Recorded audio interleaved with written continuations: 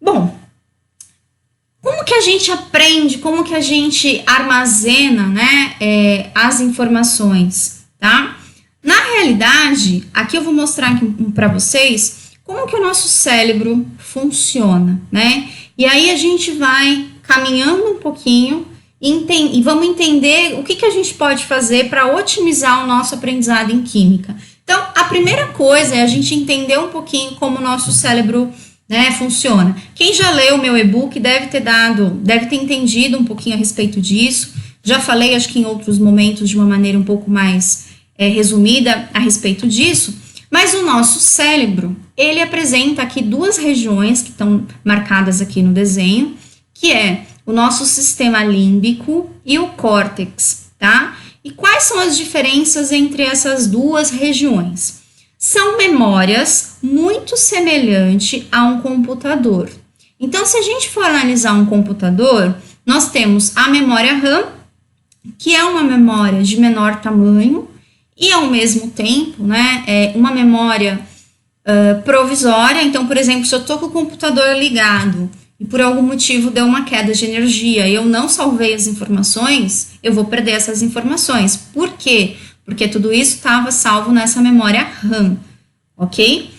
Agora, se por algum motivo eu fui lá e salvei aquele arquivo, esse arquivo ele vai estar salvo aonde? No HD, que é uma memória de maior espaço e um armazenamento definitivo, tá legal? Então, o nosso sistema límbico, ele tem o mesmo comportamento dessa memória RAM, uma memória de menor tamanho e, ao mesmo tempo, uma memória provisória.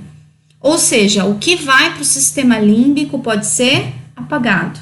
O que vai para o córtex é salvo permanentemente, tá? Então, o córtex é uma região aqui, é uma memória de maior tamanho. Tudo que a gente vê, tudo que a gente ouve, tudo que a gente tem contato ao longo do nosso dia, fica armazenado no nosso sistema límbico. Então, como que a gente retém informações, né? A gente retém informações escutando, a gente retém informações vendo, ok?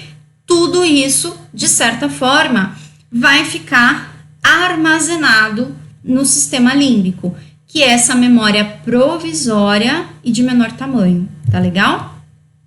E aí é muito comum, né, no final do dia, a gente sentir aquela sensação de sono, de cansaço, tá? Isso significa o quê? O cansaço, ele não é físico, né? O sono não é um indício de cansaço físico, mas ele é um indício de cansaço mental. Significa que o seu sistema límbico está cheio de informações e ele precisa ser resetado, ou seja, essas informações precisam ser apagadas, né? Precisam mandar isso aqui para lixeira, né? Se a gente for representar aqui como se fosse um computador, tá legal? Então, quando a gente sente sono na realidade, não é um cansaço físico. Se você tá cansada fisicamente, automaticamente você senta, estica as pernas ali, rapidinho você recupera.